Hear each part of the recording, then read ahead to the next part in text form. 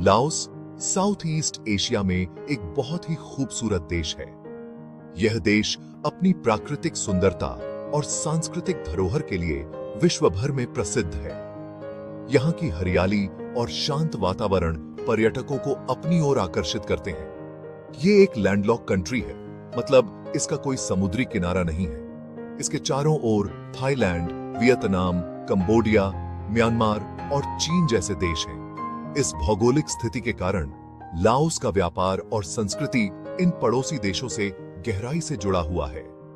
Laos अपनी natural beauty, शांत माहौल और रिच कल्चर के लिए फेमस है। यहाँ के ग्रामीण इलाकों में आपको असली लाओस की झलक मिलेगी, जहाँ लोग अपनी पारंपरिक जीवन शैली को आज भी बनाए हुए हैं। यहाँ की संस्कृति में बौद्ध धर्म का गहरा प्रभाव है। ये देश अपने हरे भरे पहाड़, घने जंगल, शानदार झरने और पुराने मंदिरों के लिए जाना जाता है। यहाँ के पहाड़ और जंगल एडवेंचर प्रेमियों के लिए एक स्वर्ग हैं। लाओस के झरने और नदियां भी बहुत ही आकर्षक हैं, जो पर्यटकों को अपनी ओर खींचते हैं। लाओस के लोग अपनी फ्रेंडली नेचर और मेहमान नवाजी के लिए जाने जाते हैं। यहाँ के लोग बहुत ही मिलनसार और मददगार होते हैं। वे अपने पारंपरिक कपड़ों में बहुत ही सुंदर लगते हैं और अपनी संस्कृति को गर्व से प्रदर्शित करते हैं। लाओस का इतिहास उतार चढ़ाव से भरा रहा है। यहाँ के ऐतिहासिक स्थल और पुरानी पेंटिंग्स इस देश के गौरवशाली अतीत की कहानी बयां करते हैं। लाओस ने कई संघर्षों और बदलावों का सामना किया है। ये देश कई सदियों तक अपने पड़ोसी देशों के राज में रहा। यहाँ की संस्कृति और परंपराओं पर इन देशों का गहरा प्रभाव पड़ा है।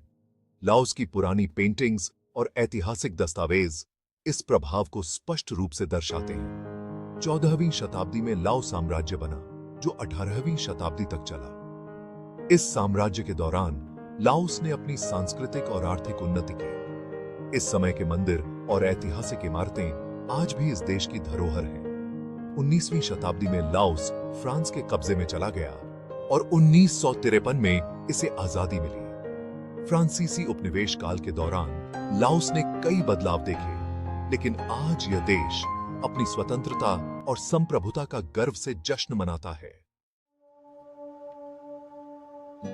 लाओस साउथ ईस्ट एशिया के बीचों बीच स्थित है। यह देश अपनी अद्वितीय भौगोलिक स्थिति और प्राकृतिक सौंदर्य के लिए जाना जाता है।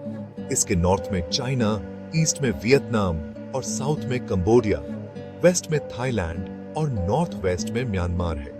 इन देशों के साथ लाओस की सीमाएं इसे एक महत्वपूर्ण रणनीतिक स्थान बनाती हैं।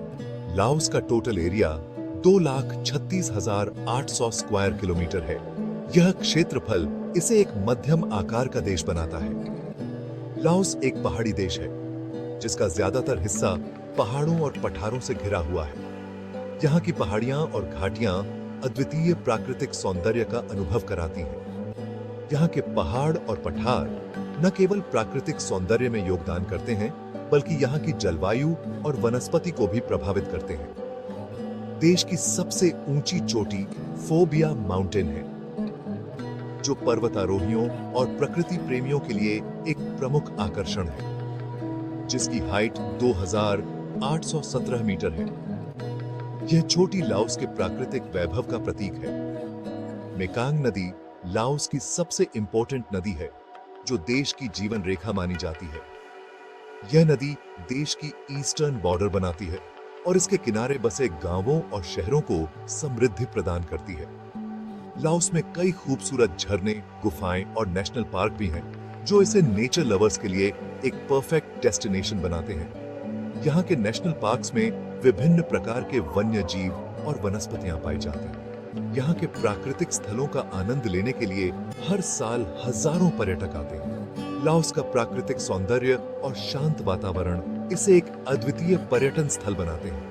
मेकांग नदी के किनारे सूर्यास्त का दृश्य और स्थानीय बाजारों की रौनक पर्यटकों को मंत्रमुग्ध कर देती है। यहाँ की संस्कृति और प्राकृतिक सौंदर्य का संगम एक अविस्मरणीय अनुभव प्रदान करता है। लाओस की पारंपरिक नृत्य और स्थानीय त्योहार भी यहाँ के सांस्कृतिक धरोहर का हिस्सा हैं, जो पर्यटकों को यहाँ की समृद्ध संस्कृति से रूबरू कराते हैं। यहाँ के पहाड़ों पर ट्रैकिंग और गुफाओं की खोजबीन करना एक रोमांचक अनुभव होता है।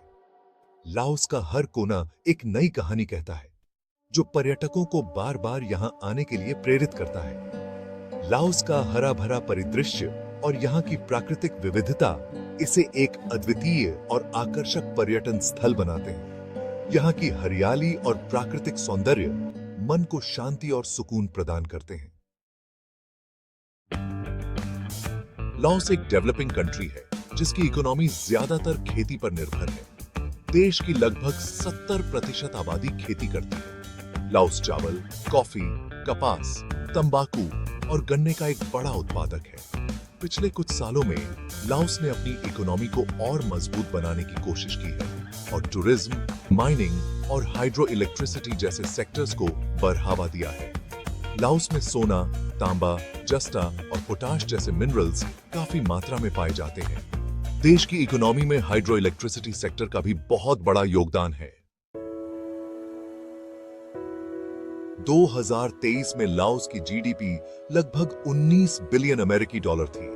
देश की पर कैपिटा इनकम लगभग 2,700 अमेरिकी डॉलर है। लाओस की इकोनॉमी पिछले कुछ सालों में लगातार बढ़ रही है, लेकिन ये अभी भी आसपास के दूसरे देशों से थोड़ी स्लो है। लाओस के मेन इंडस्ट्रीज में खेती, माइनिंग, हाइड्रो इलेक्ट्रिसिटी, टेक्सटाइल और टूरिज्म शामिल हैं। देश में कई स्पेशल इकोनॉमिक जोन बनाए गए हैं, जहां फॉरेन इन्वेस्टमेंट को आकर्षित करने के लिए टैक्स और दूसरे बेनिफिट्स दिए जाते हैं।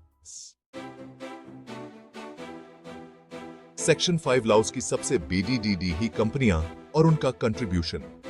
लाओस एक छोटा लेकिन समृद्ध सांस्कृतिक धरोहर वाला देश अपनी अर्थव्यवस्था को मजबूत करने के लिए कई प्रमुख कंपनियों पर निर्भर है।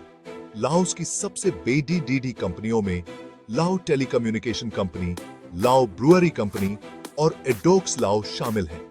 ये कंपनियां न केवल देश की अर्थव्यवस्था को मजबूती प्रदान करती हैं, बल्कि लोगों के जीवन में भी महत्वपूर्ण भूमिका निभाती हैं। लाओ टेलीकम्युनिकेशन कंपनी देश की सबसे बड़ी ही टेलीकॉम कंपनी है, जो मोबाइल, लैंडलाइन और इंटरनेट सर्विस देती है। यह कंपनी देश के दूर दराज के इलाकों में भी कनेक्टिविटी प्रदान करती है, जिससे लोगों को आपस में जुड़ने में मदद मिलती है। इंटरनेट सेवाओं के माध्यम से यह कंपनी शिक्षा, स्वास्थ्य और व्यापार के क्षेत्र में भी महत्वपूर्ण योगदान देती है। लाओ ब्रुअरी कंपनी देश की सबसे बड़ी डीडी शराब बनाने वाली कंपनी है, जो बियर लाओ जैसे पॉपुलर ब्रांड बनाती है। यह कंपनी न केवल देश में बल्कि अंतर्राष्ट्रीय बाजार में भी अपनी पहचान बना चुकी है। बियर लाओ ब्रांड की गुणवत्ता और स्वाद के कारण यह ब्रांड दुनिया भर में मशहूर है। इस कंपनी में काम करने वाले कर्मचारियों को उच्च गुणवत्ता वाले उत्पाद बनाने के लिए प्रशिक्षित किया जाता है। एडोक्स लाओ एक माइनिंग कंपनी है जो सोना और तांबा निकालती है। यह कंपनी देश के खनिज संसाधनों का सही उपयोग करके अर्थव्यवस्था को मजबूती प्रदान करती है। ये कंपनियां लाओस की इकोनॉमी में बहुत बड़ा रोल प्ले करती हैं और लोगों को जॉब देती हैं। इनके द्वारा प्रदान की गई नौकरियों से न केवल लोगों की आजीविका चलती है, बल्कि उनके जीवन स्तर में भी सुधार होता है। इन कंपनियों के योगदान से लाओस का विकास हो रहा है और यह देश धीरे धीरे अंतर्राष्ट्रीय स्तर पर अपनी पहचान बना रहा है। इन कंपनियों के बिना लाओस की प्रगति अधूरी है। सेक्शन 6 लाओस की सरकार और पॉलिटिकल सिस्टम। लाओस एक सोशलिस्ट देश है, जहां लाओ पीपल्स रिवॉल्यूशनरी पार्टी ही इकलौती लीगल पॉलिटिकल पार्टी है। देश का राष्ट्रपति, हेड ऑफ स्टेट और हेड ऑफ गवर्नमेंट दोनों होता है, जबकि प्रधानमंत्री सरकार का मुखिया होता है।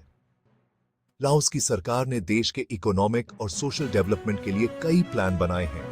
गरीबी कम करना, एजुकेशन और हेल्थ सर्विस को बेहतर बनाना और फॉरेन इन्वेस्टमेंट को आकर्षित करना सरकार की मेन प्रायोरिटीज हैं। सेक्शन 7 लाओस की लैंग्वेजेस और कल्चरल डाइवर्सिटी। लाओ लाओस की ऑफिशियल लैंग्वेज है, जो थाई लैंग्वेज से मिलती जुलती है।